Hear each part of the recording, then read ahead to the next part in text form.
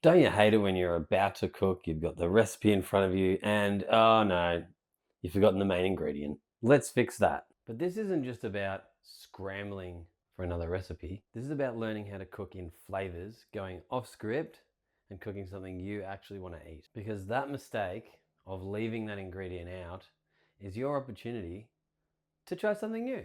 Hi, in case you don't know me, my name is Brenton Maris. I've been cooking without a script or without a recipe for a few years now, and I'm going to teach you how to do it yourself. I felt like cooking a spaghetti bolognese, but I didn't have spaghetti, I didn't have the bolognese sauce, and I didn't have mincemeat. I had lamb and I had some veggies, so I decided I'd put it together with my own mind instead of following a recipe.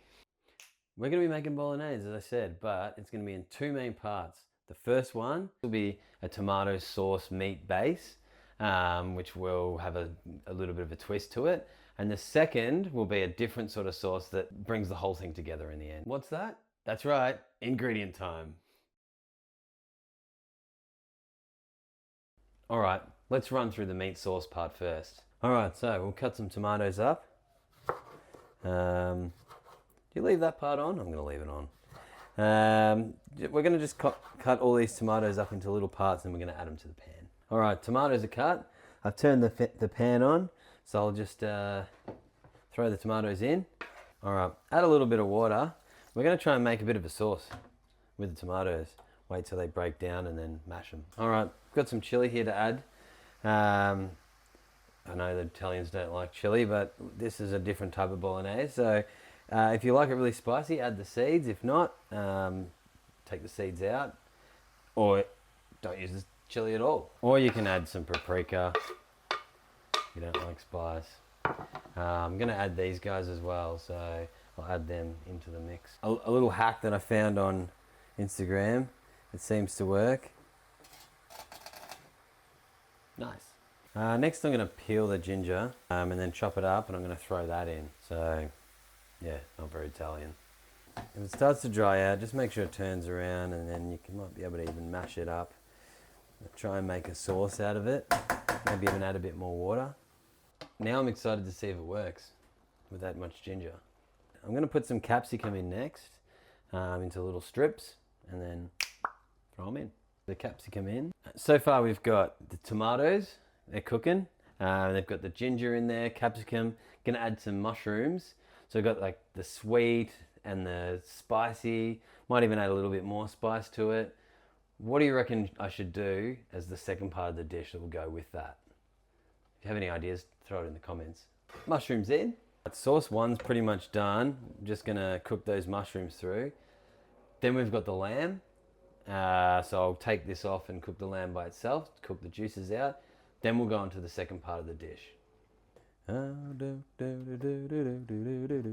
Yeah, we're making a bit of a meal. Yeah. All right. Chuck it in a bowl, and it's meat cooking time. All right. Before we commit to this, let's have a bit of a try.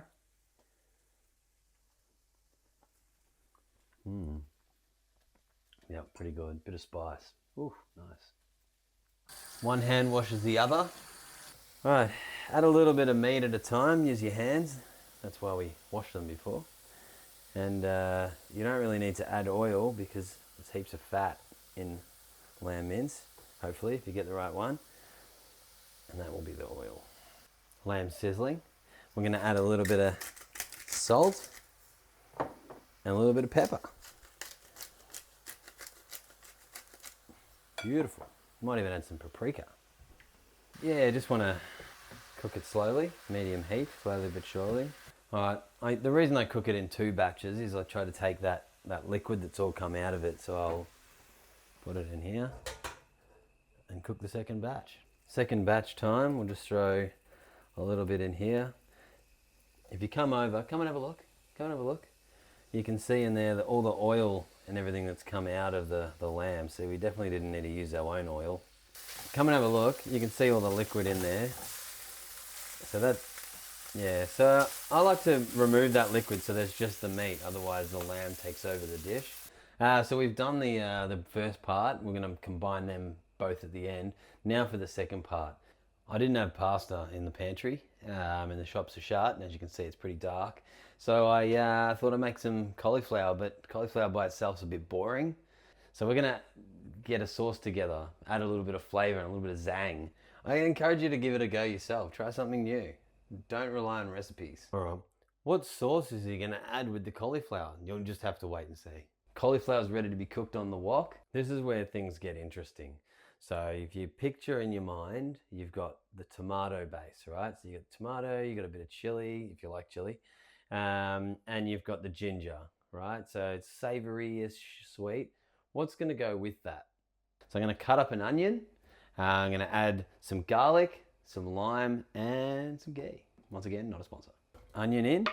Now what you want to do with the onions is, and I probably told you this in a past video, but a little bit of oil and a little bit of water so that the water soaks into the onions, makes them nice and soft and brown.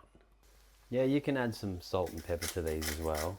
Just make sure that doesn't dry out, so we'll add a little bit of water where need be, and then we're gonna cook the garlic. I always smash them, it just brings them out of the shell easier, and then we'll cut them up. Yep, so they're starting to brown. I've added a little bit more water, but we might, come and have a look, come and have a look. Might just add the garlic now, so it cooks the garlic. Check this out. Ooh, looking good. That looks pretty good. Now for the exciting part. How's he gonna make the sauce? All right, we've got Mr. NutriBullet, and we've got lime. So we're gonna add lime to the mix. All right, I've added one lime, and I'm gonna add some ghee, of course, and I'm gonna add the onions. I'm gonna blend it and just see how it goes and see if I should add another lime or more ghee. All right, here we go. Last little bit, and then the moment of truth awaits us. Ghee, throw that in. Blend time. I'm just as excited as you to see how this comes out. All right, here we go.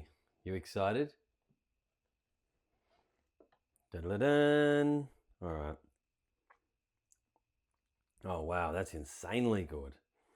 It's got like the buttery ghee and the lime like bouncing off each other with a little hint of onion. Remember our boring friend Collie? Well, I'm gonna put this in and we're gonna cook them together so that it soaks in. Okay. This is gonna go through it and cook it, and then it's not gonna be boring anymore. I put a bit of water in, I'm just gonna shake it, try and get the remainder out. Have a look at this. It actually looks a little bit like caramel popcorn, weirdly. It'll be good. You'll stay tuned, because after this, we're gonna put the meat and the sauce together, and maybe a little bit of cheese on top, finish her off, and just see if that actually works. Limey and saucy. We're getting this guy back on, and so add the lamb, whoops, and add the meat, whoops. All right, got the lamb, got the sauce together, and they're coming together nicely. And then this guy is just slowly cooking along. Should we try it? Yeah.